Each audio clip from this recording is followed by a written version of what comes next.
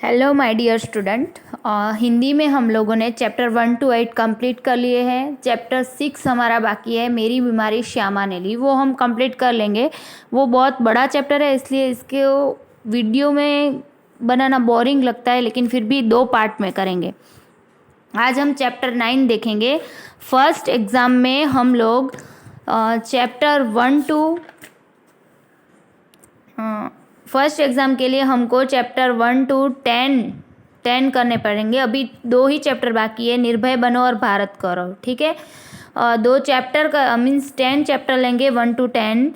और उसके बीच में जो कहावतें मुहावरे, वो कोई ऐसा टॉपिक नहीं है कि जिसको बोल के सिखाना चाहिए, ठीक है। तो आपके टेक्स्ट बुक में जो दिए हैं कहावतें मुहावरे, उसको आपको खुद रीड करना पड़ेगा। ग्रामर में अशुद्ध और शुद्ध वाक्य, कहावतें, मुहावरे, ये आपकी टेक्स्ट बुक में से ही लूँगी मैं, इसलिए उसको आप अपने आप रीड करना। सेमेस्टर 2 में जो भी ग्रामर आता है वो हम करेंगे, जो भी समास या कुछ भी आता है वो। पूरक वाचन को हम नहीं लेंगे अभी के लिए। अगर टाइम होगा तो पूरक वाचन 1 और 2 हम ले लेंगे, लेकिन टाइम नहीं होगा तो 1 to 10 चैप्टर, और जो मैंने आपको अभी ग्रामर बोला वो, और ऐसे लेटर एंड स्टोरी जो मैंने दी है वो रीड करना, ठीक है। मैंने 2-2 लेटर या 2-2 स्टोरी नहीं दी है, जो एक दी है उसी को रीड करना, क्योंकि चैप्टर ज़्यादा है इसलिए सब लोड हो जाएगा एक साथ। तो अभी हम चैप्टर 9 देखेंगे, निर्भय बनो। निर्भय बनना यानी कि निडर बनना, फेयरलेस जिसको हम बोलते हैं, कि आप बिना डर के कैसे जी सकते हैं। कोई भी काम में डर से दूर रहो, डर नहीं होना चाहिए। इसका जो लेखक है इनके फणीश्वर नाथ रेणु का जो जन्म है बिहार में हुआ है। इसका जो फणीश्वर नाथ रेणु के बारे में जो भी इंफॉर्मेशन है इसमें दी हुई है, आप रीड कर लेना।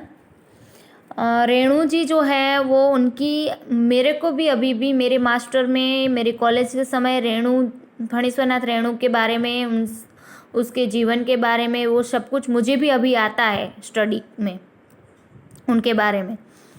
तो रेणु जी ने जो एक उनका जो उपन्यास होता है, उपन्यास मीन्स नॉवेल्स जिसको हम बोलते हैं, नॉवेल इंग्लिश में होती है वो, तो उनका 84 उपन्यास जो है उनमें से ये थोड़ा सा पार्ट लिया हुआ है।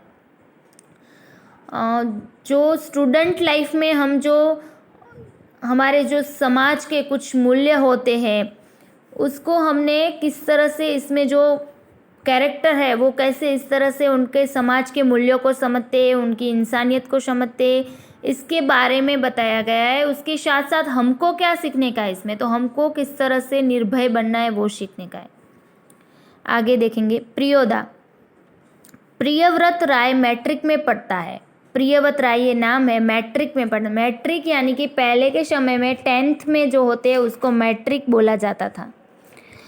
स्कूल के सभी लड़के और मास्टर उसको प्यार करते हैं। स्कूल ही नहीं, उस छोटे से कस्बे में उसको प्राय सभी जानते हैं।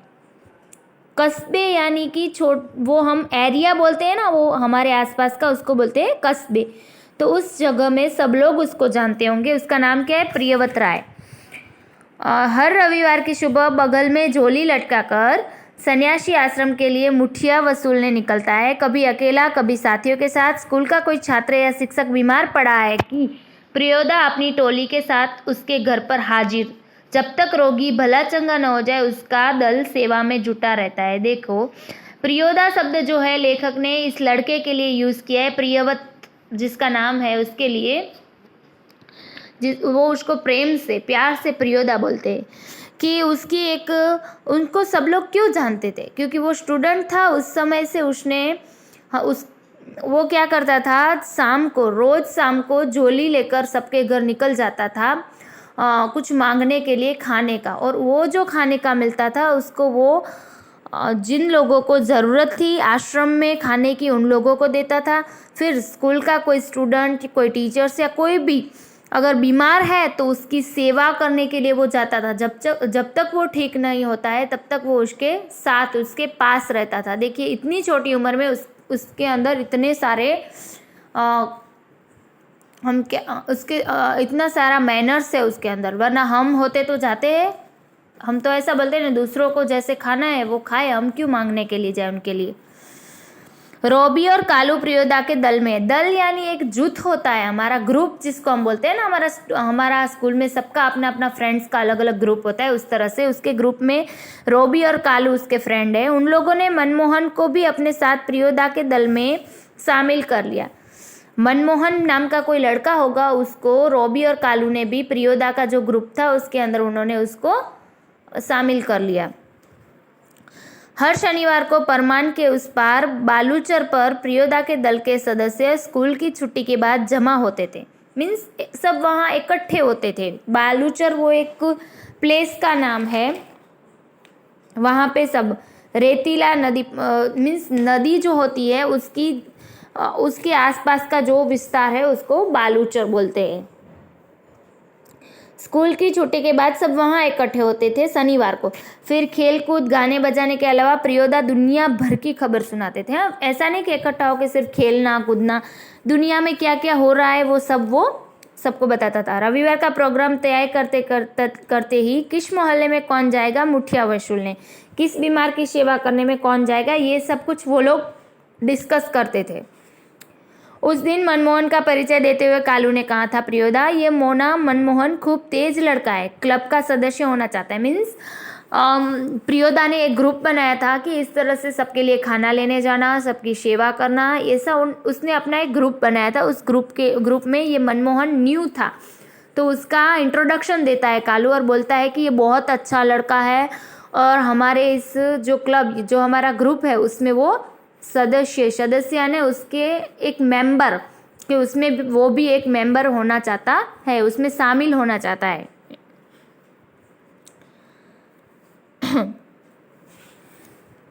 प्रियोदा ने मनमोहन को सिर से पैर तक देखकर पूछा था, भारतवर्ष के एक ऐसे आदमी का नाम लो जिसे लोग भगवान का अवतार समझते हैं। देखो, उसने एक क्वेश्चन पूछा कि जिसको सब भगवान मानते हो ऐसे आदमी का नाम लो।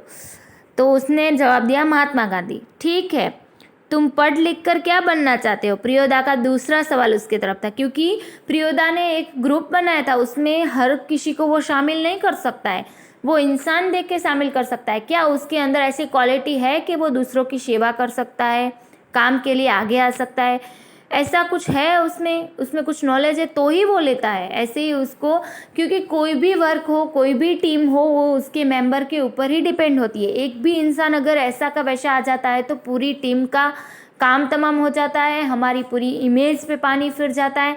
इसलिए कहा जाता है ना, अगर फ्रेंड्स बनाओ, ग्रुप सर्कल बनाओ तो इंसानियत देख के बनाओ, उसके मैनर्स देख के बनाओ।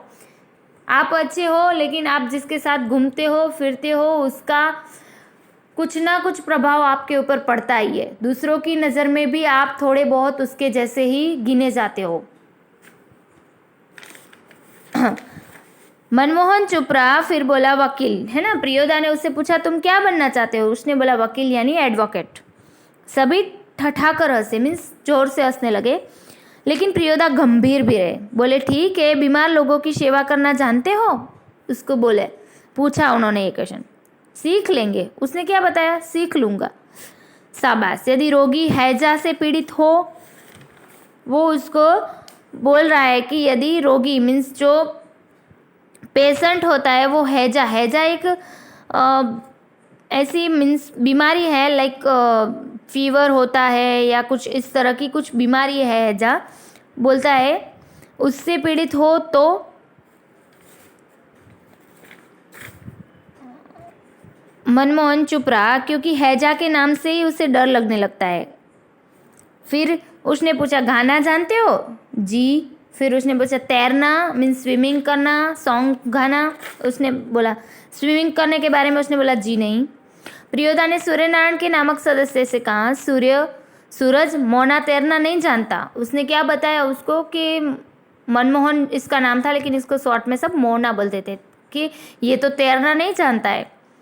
सीख जाएगा, एक दिन उठाकर पानी में फेंक दूंगा, खुद तैरने लगेगा। है ना, उसने क्या बताया कि क्या हुआ, नहीं जानता है तो सीख जाएगा। सभी हंसे। सूर्यनारायण पढ़ने में कमजोर है लेकिन शरीर उसका मजबूत है। रोज 100 दंड बैठक करता है। 100 दंड बैठक यानी हम जो कान पकड़ के करते हैं ना, मुर्गा बन के उठक बैठक करते हैं, उसको बोलते हैं कि वो रोज 100 सुबह उठकर करता था। उसके साथ ही सूरज पहलवान कहते हैं उसको दल के सदस्य को तैरना सिखलाना उसी का काम है। मीन्स अगर किसी को तैरना यानी स्विमिंग करना, तार खाना जिसको हम बोलते हैं, वो नहीं आता है तो उसको वो कौन सिखाता था? सूरज।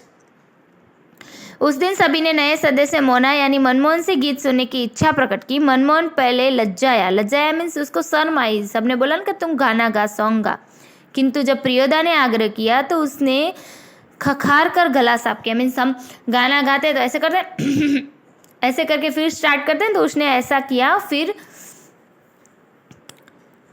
कौन गीत गाए वह? उसने शुरू किया, राम रहीम न जुदा करो भाई, दिल को सच्चा रखना जी। ठीक है, उसने गाना गाया राम रहीम यानी हिंदू मुस्लिम। राम जो है हिंदू के भगवान है, मुस्लिम जो है रहीम के भगवान है। तो उसने बोला कि हिंदू मुस्लिम जो है उसको अलग मत करो, वो सब एक भाई है। दिल को सच्चा रखना मीन्स दिल से सच्चाई देखो, आप इंसान की कास्ट ये सब कुछ ध्यान में मत दो। ऐसा सॉन्ग उसने गाया। गीत समाप्त होने के बाद प्रियोदा बोले, वाह बहुत मीठा गला है तुम्हारा कालू, तुम प्रभात फेरी वाले दोनों गीत मोना को सिखा देना। मीन्स उसको बताता है कि इसका गला मीन्स इसकी आवाज़ बहुत अच्छी है। फिर कालू को प्रियोदा ने बताया कि प्रभात फेरी यानी गुजराती मीडियम तो नहीं, मीन्स जो भी प्राइमरी स्कूल गवर्नमेंट स्कूल होती है उसमें एक रूल्स होता है। हम लोगों प्रभात फेरी जब 26वीं जनवरी और 15 अगस्त को, जो 15वीं अगस्त जो होती है इंडिपेंडेंस डे और रिपब्लिक डे को, ऐसा रूल्स होता है गवर्नमेंट स्कूल में कि सुबह मॉर्निंग में सभी स्टूडेंट एक साथ निकलकर पूरे गांव में निकलते हैं। पहले हम सब लोग, हमने भी ये किया है जब गवर्नमेंट स्कूल में थे, तो पूरे गांव में हम पूरी लाइन में मतलब ऐसे हाथ पकड़ के जाना, लाइन में जाना, फिर वो निकलते थे और अपने राष्ट्रभक्ति के सॉन्ग गाते थे। पूरे गांव को पता चले कि हाँ आज हमारे देश का दिन है। तो इसको बोलते हैं प्रभात फेरी। प्रभात यानी मॉर्निंग के टाइम जो निकलती है। तो ये लोग किसके लिए प्रभात फेरी निकालते होंगे ये उन्होंने क्लियर नहीं किया, लेकिन उसमें जो गाया जाता है गाना उसके बारे में बताया कि ये गाना उनको सिखा देना। सूरज पश्चिम की ओर झुक गया, बालूचर पर लाली उत्तर आई, परमान की धारा पर डूबते हुए सूरज की अंतिम किरण झिलमिलाई। पखेरु दल बांधकर बांसवन की ओर लौटने लगे। प्रियोदा के दल के सभी सदस्य पंक्ति बांधकर लौटे। पुल के पास एक गाड़ीवान तन्मय होकर गीत गा रहा था, भोला गरीबक दिन पहिया हरब भोला गरीबक दिन। देखो सूरज पश्चिम की ओर झुक गया, पश्चिम की ओर झुक गया यानी कि पश्चिम दिशा की तरफ, जैसे उसने मीन्स उस तरफ पे मुड़ गया था। बालूचर पर लाली उतर आई। ये उस जगह की बात कर रहे हैं जिस जगह वो खड़े थे कि उस समय शाम का टाइम हो गया था, इसलिए सूरज जो है वो ढल गया था, इसलिए इसके ऊपर से बोला जाता है कि बालूचर में अब शाम हो गई है, सन जो होता है वो। तो फिर अंतिम किरण झिलमिला, अंतिम किरण यानी कि दिन खत्म होने वाला था। वो लोग जब मिले थे उस दिन खत्म होने वाला था, फिर सब अपने अपने जगह निकल गए, जो भी खड़े थे वो निकल गए। पंक्ति बांध कर लौटे, पंक्ति बांध कर लौटे यानी कि शाम हो गई थी उस जगह से वो सब लोग। पंक्ति बांधना यानी एक दूसरे के हाथ पकड़कर निकलना, कतार बांधकर, ऐसे सब लोग निकल पड़े। पुल के पास एक गाड़ीवान तन्मय होकर गीत, गाड़ीवान मीन्स को आदमी खड़ा था, वो सॉन्ग गा रहा था, भोला गरीब दिन पहिया हरब भोला गरीब के दिन। मीन्स वो गरीब लोग जो है उसके बारे में कुछ सॉन्ग था, उसकी गरीब लोगों की स्थिति क्या है उसके बारे में वो सॉन्ग गा रहा था। अपनी मीन्स अपनी एकदम लीन था, वो पता नहीं था उसको कि आसपास से कोई निकला या नहीं, ऐसे लीन में एक आदमी सॉन्ग गा रहा था। सूरज ने भी उसी सुर में सुर मिलाकर गाना शुरू कर दिया। सूरज जो था उसने भी उसके साथ गाना शुरू कर दिया, ऐसा वो गा रहा था उसके साथ साथ। एकटा जे लोटा छल बेटा, ये सॉन्ग की लाइन है। कृत्यानंद जाने कहाँ विद्यापति की लाचारी है, लाचारी लाचारी ट्र ठाए, ये सॉन्ग है पूरा, उसने ऐसा गाया था। बालूचर के उस पार से किसी ने फायर किया, एक पखेरु बालू पर गिरकर छटपटाने लगा। उसका जोड़ा विकल होकर बहुत देर तक रोता रहा। देखो मीन्स वहाँ से किसी ने फायरिंग किया होगा तो वहाँ से एक पखेरु यानी बर्ड्स, पक्षी जो है वहाँ से गिर गया, ठीक है। किसी ने गोली चलाई होगी इसलिए। उसका जोड़ा विकल होकर बहुत देर, जोड़ा मीन्स दो पक्षियों का जोड़ा होता है ना, पक्षी दो एक साथ होते हैं, उसके जोड़े की बात है, मीन्स कपल, जोड़ा। विकल यानी व्याकुल होना, बहुत देर तक रोता था, क्योंकि हमारी जो मीन्स वो दो कपल थे उनमें से एक का ऐसे मर जाना, एक से ऐसे अलग हो जाना, इसके लिए वो रोते थे। मटमैले अंधकार में एक अर्दलीनुमी आदमी दौड़ा हुआ आया और मरी हुई चिड़िया के डैने की पकड़ कर चिल्लाया, मिल गया हुजूर। देखो उसमें क्या हुआ, वो जैसे पक्षी नीचे पड़ा तो एक आदमी वहाँ से दौड़कर आया, फिर उसको पकड़ लिया और फिर उसने अपना जो राजा होता है उसको चिल्लाते हुए बोला कि हुजूर मिल गया।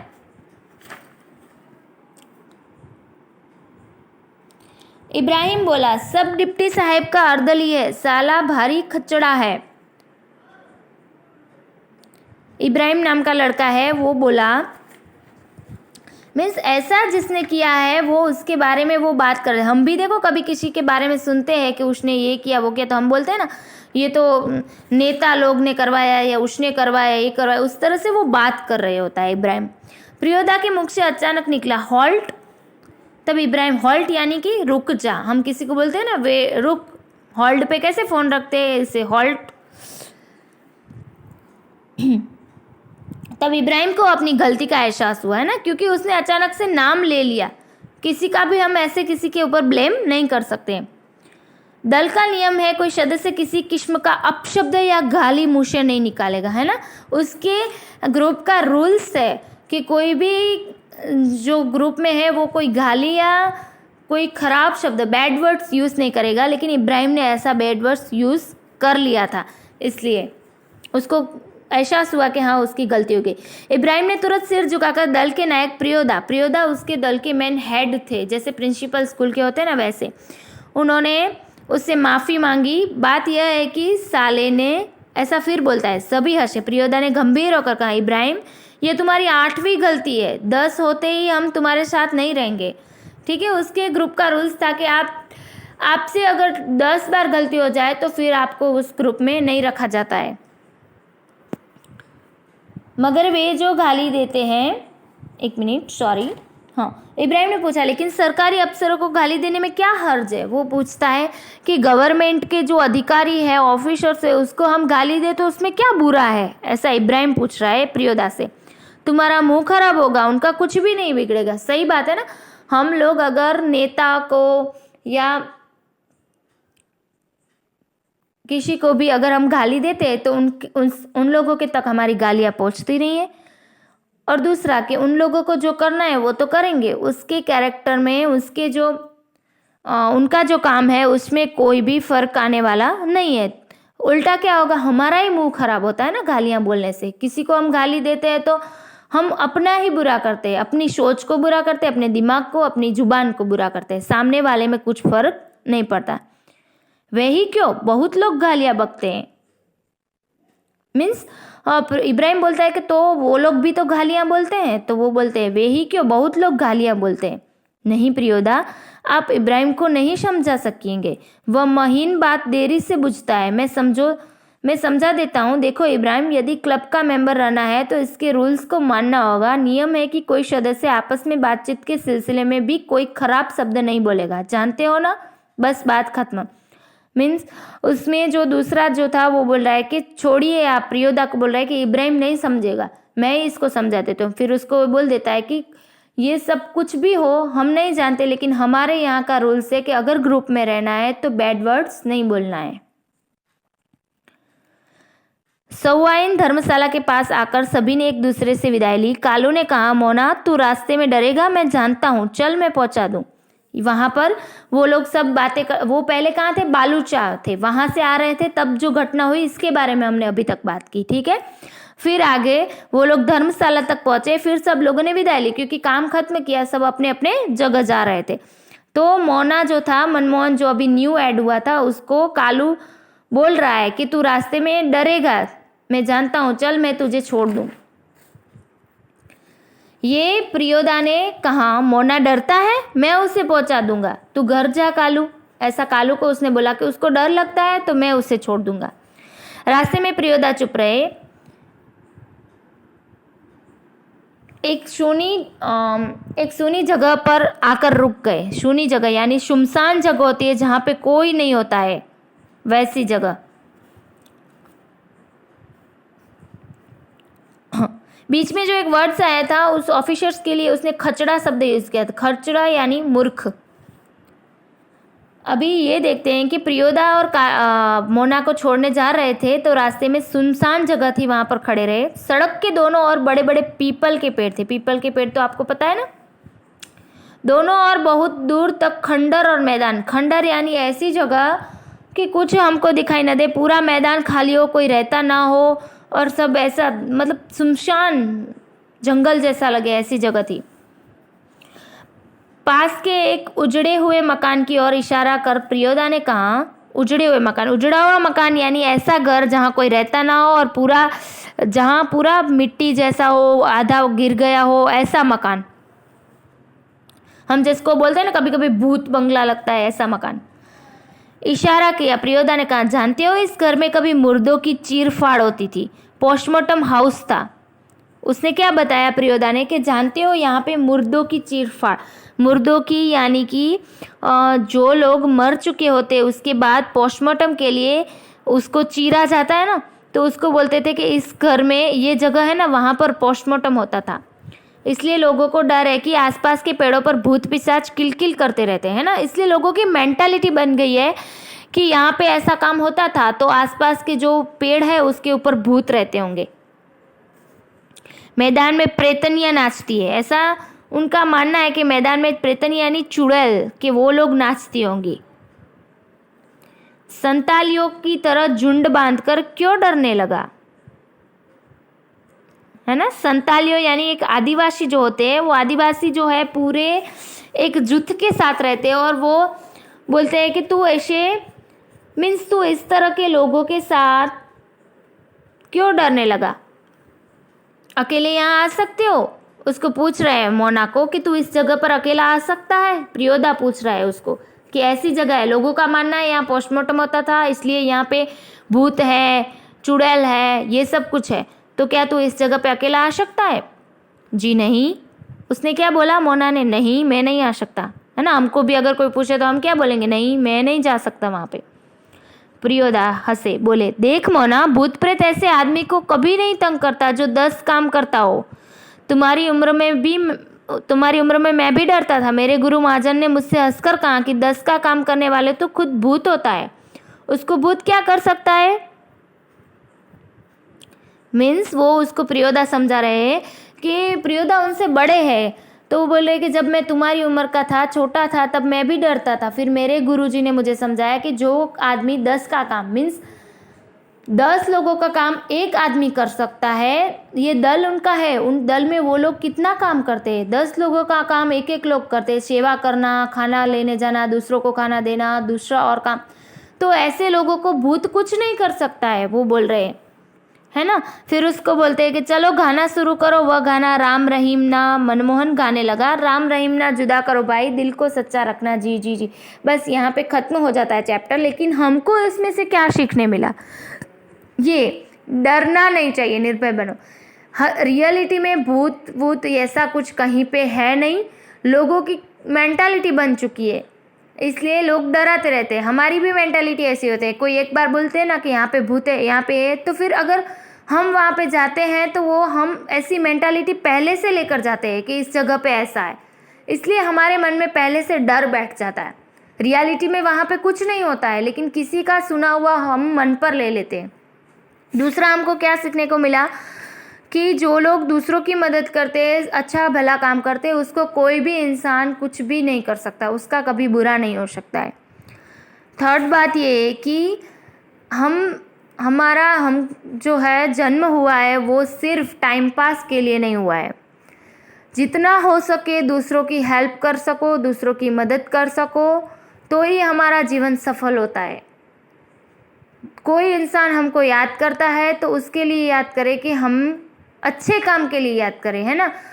तो ऐसा करो जीवन में। बाकी सबके पास 24 घंटे है, सबके पास बहुत सारा काम है। मैं अपना मान लूँ तो एज अ स्टूडेंट काम होता है, as a teacher, as a daughter, एक साथ इतने सारे काम होते हैं कोई भी। लेकिन उसके बाद जितने भी कॉल्स आते हैं, टीचर ये समझ में नहीं आता, टीचर वो नहीं होता है, तो हम ये नहीं मान लेते कि हम इतने सारे लोगों को कहाँ रिप्लाई दें, फिर भी उन सबको रिप्लाई अच्छे से देते हैं। दूसरा काम कि जब मैं एज ए स्टूडेंट स्टडी करती हूँ अभी भी, तो मेरे खुद के असाइनमेंट होते हैं, मेरी एग्ज़ाम होती है, मुझे भी नोट्स कंप्लीट करने होते हैं, मुझे भी ऑनलाइन क्लास मेरे खुद के अटेंड करने होते हैं, मेरे भी क्लास जो भी होता है। आपको जितना काम है उतना तो मुझे एज ए स्टूडेंट है ही। तो उसमें भी कभी ऐसा नहीं सोच के करती हूँ कि मेरे पास जॉब है, मैं टीचर हूँ, मैं कितना एक साथ करूँ। नहीं, ये मेरी ड्यूटी है, मुझे करना पड़ेगा। तो वो भी काम में कभी फिर भी इन सब के बीच अगर मान लो कभी टाइम नहीं मिलता है, तो भी कभी टीचर से झूठ नहीं बोला है कि नहीं टीचर ये नहीं होगा, या झूठ बोल के कहीं और से चुरा कर लिख लो, ऐसा कभी नहीं किया है। अगर मान लो स्कूल के काम में टाइम चला जाता है तो भी मेरे पास टाइम नहीं है, अगर मैं मानूँ टाइम नहीं है तो भी मेरी एक ड्यूटी है कि मुझे मेरा वर्क कंप्लीट करना होगा, तो मैं वो कहाँ से निकालूँ टाइम। तो जो मैं सोती हूँ उसमें से 1-2 घंटे कम कर देती हूँ सोने के। जो मेरा दूसरा टाइम मैं किसी और में अगर मैं यूज़ करती हूँ तो उसमें से कम कर देती हूँ कि नहीं, इन सब में से मैनेज करके मुझे मेरा वर्क तो कंप्लीट करना है। उन सब के बीच मम्मी का काम हो, पापा का काम हो, फैमिली का काम हो, कोई भी काम हम मना नहीं करते हैं। क्यों? क्योंकि हमारा बॉन्ड ही काम करने के लिए हुआ है, दूसरों को काम आने के लिए। उसके बीच ओएसिस मेरा बड़ौदा का जो वर्क होता है उसमें भी काफ़ी सारे स्टूडेंट का हैंडल करना पड़ता है। उन लोगों का जो भी मीन्स बार बार उन लोगों का कंपटीशन होता है, तो उनमें एज अ जज होके काम करना पड़ता है, और उस जज होके काम करने में भी उनको भी गाइड करना पड़ता है। तो सब काम एक साथ एक दिन के अंदर कितने सारे काम एक साथ होते हैं, और ये सब कुछ कैसे मैनेज करना है, तो वो सब मैं ऑलरेडी मैं अपनी प्लानिंग बुक होती है मेरे पास में, उसमें प्लानिंग बुक में मैं सब लिख कर रखती हूँ कि इतने बजे ये काम करना है, इतने बजे ये करना है, इतने टाइम में ये मैनेज करना है। मान लो किसी और चीज़ में ज़्यादा टाइम लग गया तो अब कैसे मैनेज करूँ। तो फिर वो टाइम हमारा जो हम टाइम पास करते हैं थोड़ी देर के लिए सोशल मीडिया में, तो वो कम कर दो क्योंकि वो इम्पोर्टेंस नहीं है हमारी लाइफ में। दूसरा कि जो हम सोते हैं तो थोड़ी सी नींद कम कर दो, है ना। वो सब कुछ में से मैनेज करके काम कंप्लीट करना। लेकिन कभी ऐसा मत मानो कि इतना काम है मैं कैसे करूँ। वो ऐसी मेंटालिटी माइंड में अगर एक बार आ गई तो फिर कुछ नहीं होगा आपसे।